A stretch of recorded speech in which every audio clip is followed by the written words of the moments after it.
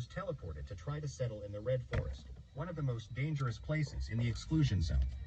Now, Russians with symptoms of radiation sickness are staying in a specialized hospital in Gomel. These are all allegations, but they are very dangerous claims. Possible conflicts around the nuclear power plant pose a serious threat to the health of the region.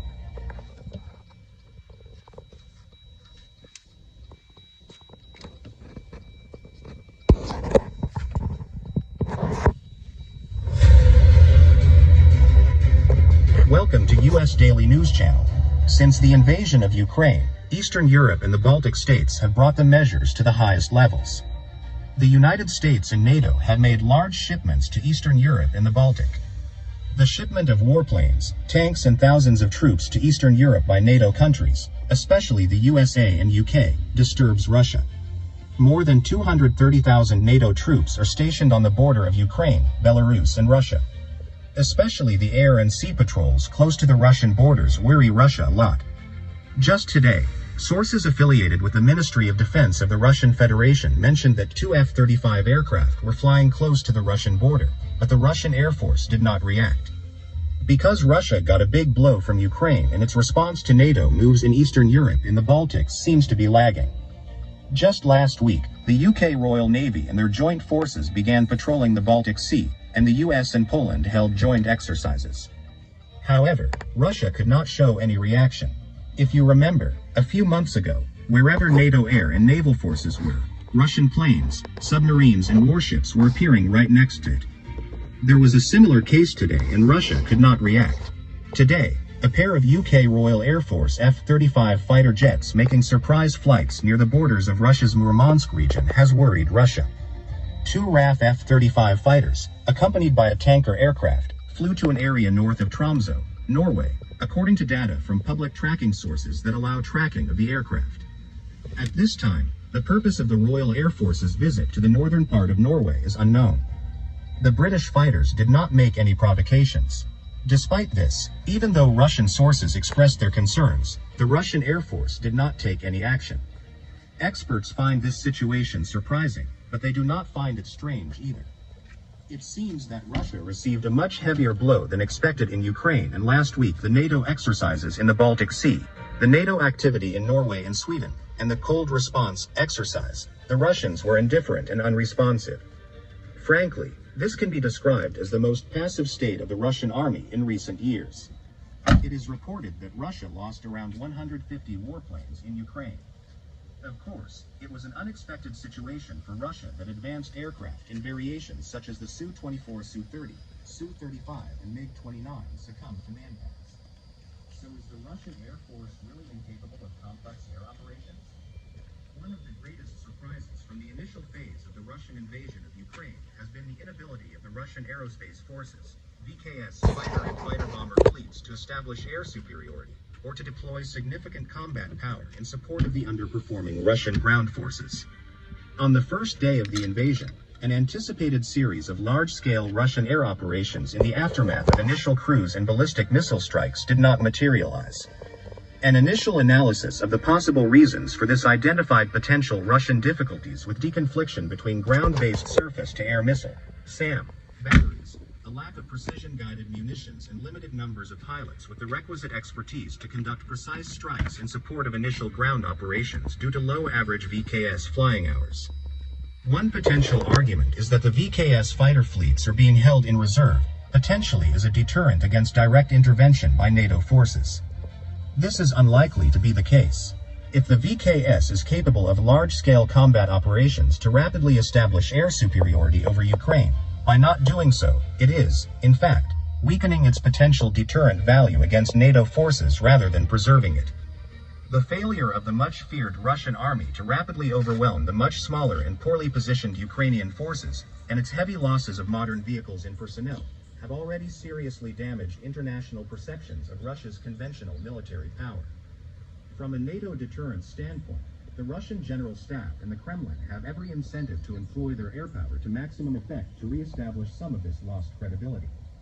When we make a comparison, the capabilities of the F-35 stealth fighters seem to be far superior to Russia's series up to the MiG-29 and Su-35, even the Su-57s, if we take an example from Ukraine.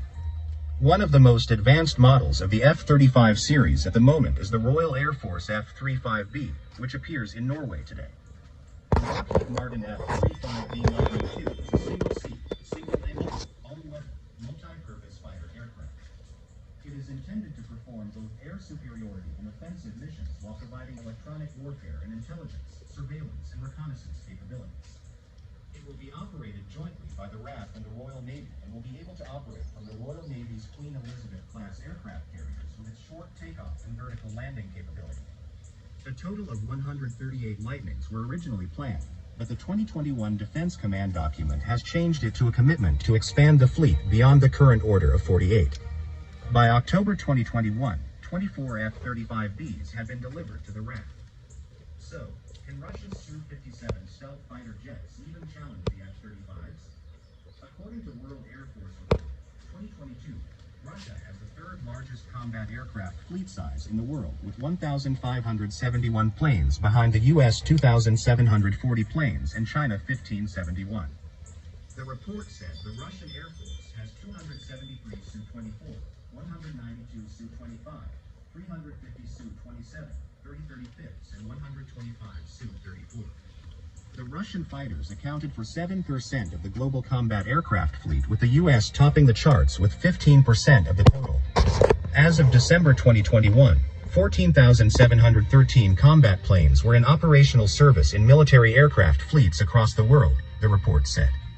Russian news agencies have said over 70 Su-57 fifth-generation fighter jets will be delivered to Russian troops by 2027.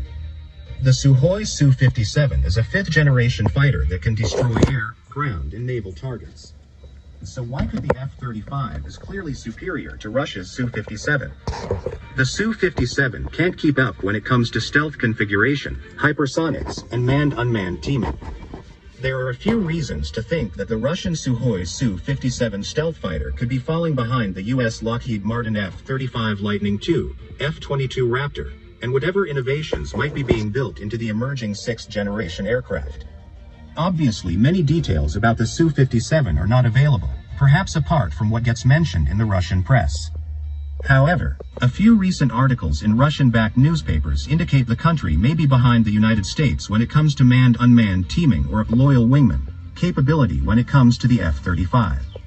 The means operational effectiveness and tactical ability are exponentially improved because drone video and data feeds do not first need to go through a ground control station before reaching the aircraft. This technology, which has now already been demonstrated by the Air Force through programs such as the Valkyrie drone, which has flown with an F-35, was being worked on by Air Force scientists nearly 10 years ago. Secondly, while many attributes of stealth are not visible to the eye per se, especially when it comes to internally buried engines, thermal management, or radar-absorbent coating materials, the Su-57 simply does not look as stealthy as an F-35. It looks like the Su-57 has an internal weapons bay and appears to have an F-22-like dual-engine configuration. It looks a little less rounded, blended, and smoothed over when compared to the F-35. That being said, the shape of the Su-57 is indeed stealthy, as it does appear to blend wing and body and operate with horizontal structures. The Su-57 is listed as being able to reach Mach 2 speeds.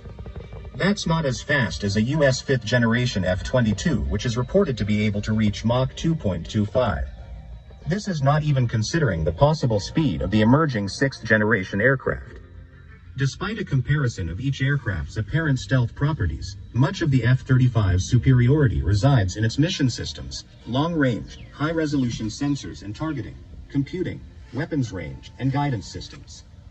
These variables, particularly when it comes to the F-35's ability to outrange enemy targeting sensors and use sensor fusion to rapidly integrate and analyze otherwise disparate pools of incoming data, are likely to be the factors that cause the F-35 to be superior in capability and combat performance. It is not at all clear that the Su-57 will operate with an AI-enabled computing system anywhere comparable to the F-35 or be able to fire weapons with paradigm-changing levels of guidance technology such as the AIM-9X's off-bore sight targeting. Little is known when it comes to the F-35's electronic warfare suite. However, it is known to be extremely advanced. This could be quite impactful, as it could detect and jam enemy weapons guidance systems or intercept communications. How far along is the Su-57 when it comes to course correction air-launched weapons? Weapons guidance systems and resistance to jamming? While Russia did demonstrate advanced EU tactics during its attack on Ukraine, the Su-57 simply may not be able to compete. On the weaponry front, however, the Russian papers have reported that the Su-57 has carried prototype hypersonic air-to-ground missiles. As there is no indication of how far along or functional this capability may be, and the U.S. Air Force is making rapid progress with its air-launched Rapid Response Weapon, or ARRW, hypersonic weapon. In short, the United States may already be in front when it comes to F-35 weaponry and hypersonics, or on track to close the gap quickly. One reason this is likely because the F-35 is engineered to accommodate paradigm-changing new weapons technologies through its ability to perform software upgrades. Overall, while much may not be known, it seems extremely unlikely that a Su-57 could in any way truly rival an F-35.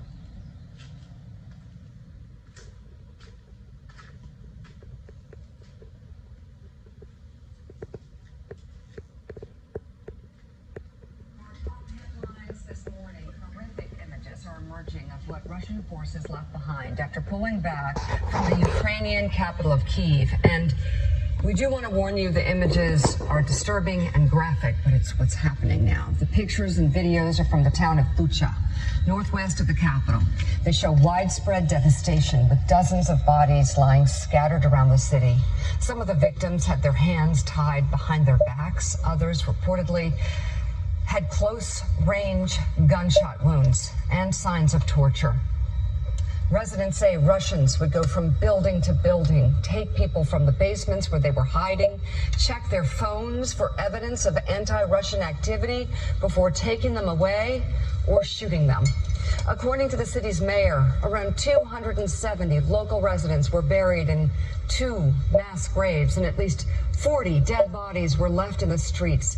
Ukrainian officials say more than 400 bodies have been found in Kyiv and in the surrounding area as well. And Ukrainian President Zelensky is calling this genocide, describing it as scenes from a horror movie. President Zelensky releasing a message on social media about Bucha. Speaking in Russian, he said, quote, "I want every mother of every Russian soldier to see the bodies of the killed people in Bucha, in Irpin, in Hostomel.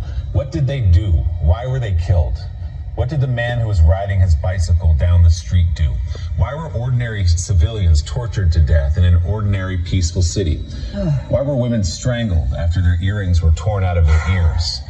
How could women be raped and killed in front of the children?" He went on, "Their bodies were mocked even after the death. Why did they crush the bodies of people in tanks? What did the Ukrainian city of Bucha do to your Russia? How did all of this become possible? Russian mothers," he said, "even if you raised marauders, how did they also become executioners? You couldn't help but know what's inside your children. You could not help but notice that they are deprived of everything human. No soul, no heart. They killed deliberately and with pleasure." End quote from President Zelensky. Yeah, I mean, really strong words. And, you know, Mike, and the world is responding. Here's, of course, the Post, New York Post, talking about genocide. Wall Street Journal reports of atrocities stir outrage. The Times also talking about it. We saw the headline. I thought one of the best headlines I've seen. We just put up there. Worse than ISIS. What we're seeing here is worse than what ISIS did. But you know, Mike, a few weeks ago.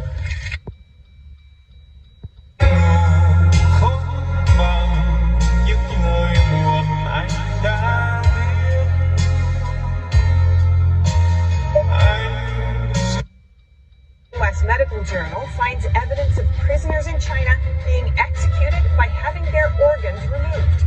Researchers say Chinese medical papers reveal violations of the dead donor rule, breaking the most basic medical oath.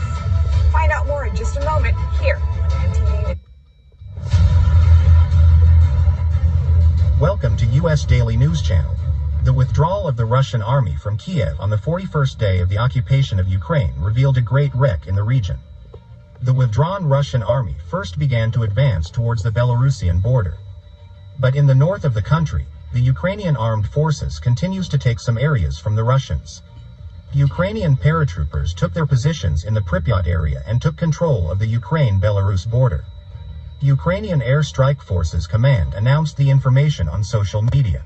As evidence, the Ukrainian Air Strike Forces published a photo of a paratrooper holding the Ukrainian flag with the belt of the shelter facility above the 4th CHNPP power unit in the background. The Chernobyl exclusion zone has been under Russian occupation since the first days of the occupation. Chernobyl was captured by the Russian army on February 24, 2022. Station personnel were taken hostage by the Russians. Slavitych is a satellite city of the CHNPP and has long been surrounded by Russian troops. Later, on March 26, the Russians entered the city but remained there for only a few days. The Russians began withdrawing from the Chernobyl nuclear power plant in Slavitych to Belarus on March 31, 2022. The Russians also took with them captured National Guard soldiers guarding the Chernobyl nuclear power plant. Earlier, some members of the Russian army were brought to the information that he was teleported to try to settle in the Red Forest, one of the most dangerous places in the exclusion zone. Now, Russians with symptoms of radiation sickness are staying in a specialized hospital in Gomel. These are all allegations. The serenity of a Ukrainian forest west of Kyiv conceals gruesome evidence of Russia's scorched earth policy and some of its most heinous crimes. Here at Motozhin, amid the pines, lie the body of a local mayor, Olga Suhenko, together with her husband and 25-year-old son. The sand holds other corpses yet to be exhumed. Nearby, the remains of the bloody rope used to bind their hands before they were murdered. Discarded Russian ration packs are near. Hundreds of miles to the east of Kyiv and Bucha is what was once Ukraine's second largest city, Kharkiv. Now it is largely emptied of its residents. While stymied from taking the city, the Russians are still pounding it with artillery, causing widespread destruction and sparking fires. Special correspondent Jack Hewson and filmmaker Ed Ram travel with fire brigades, whose already difficult jobs have become even more terrifying in the midst of war. That sound means it's time to go. Fireproof clothes and now bulletproof vests. Kharkiv is under a constant state of alarm, but few have felt its urgency like the city's firefighters. I throw all unnecessary thoughts out of my head, so nothing can interfere with me.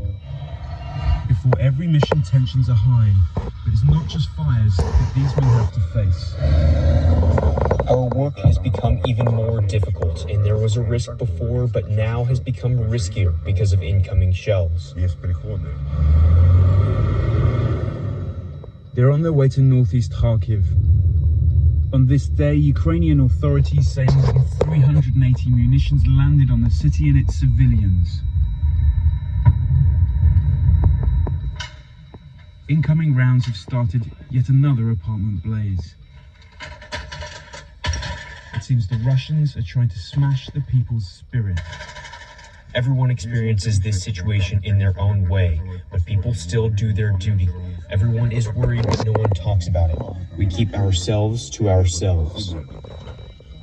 But just as the firemen are starting to get this blaze under control, the area comes under renewed attack.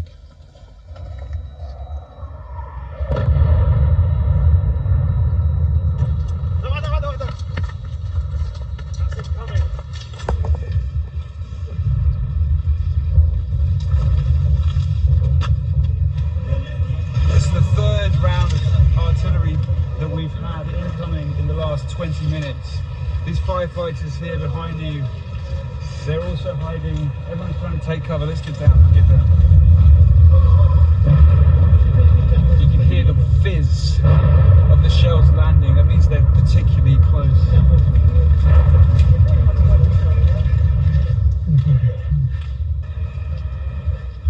There's a pause in the shelling, and the decision is made to pull back. It's too dangerous to operate.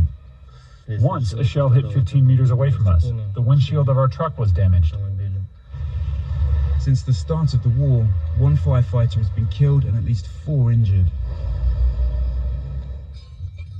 There are more blazes than the firefighters can get to. Moscow says it's not targeting civilians, but this residential district has faced heavy bombardment for more than a month. In the course of the morning, a gas main was struck and this shopfront incinerated in the blast. An eerie silence hangs over the street. But as we film the devastation, it becomes apparent that the Russian guns aren't done.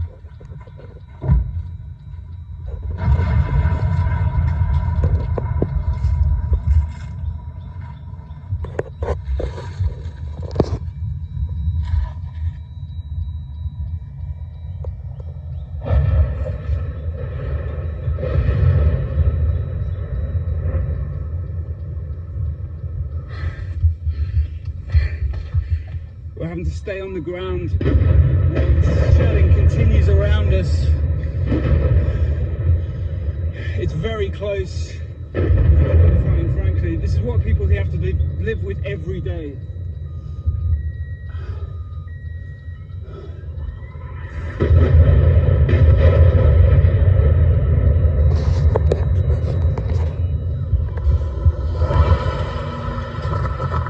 The relentless bombardment of Kharkiv has destroyed more than 1,000 homes and public buildings. The fire service's area of operation has been divided by the front line. Yes, rescuers are working in terrible conditions from the very first day of war. So every fire warning call is like new training for our service. Every fire, every obstruction, every blast, every departure is never the same. Shelling forces the firemen back to base, and as it continues into the afternoon, the order is given to move underground. Wait, I will light the way. It's a long wait for the all clear. The shift commander tells me a mixture of artillery and rockets have been most commonly used by the Russian forces. There was a hit of a Grad rocket in this apartment on the 9th floor. As a result, there was a fire started in 2 apartments.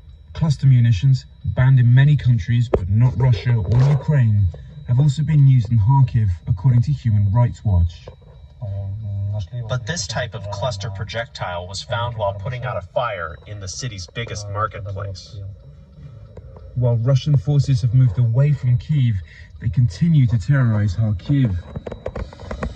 There's no rest for the fire service as the city continues to burn. For the PBS NewsHour, I'm Jack Houston in Kharkiv, Ukraine.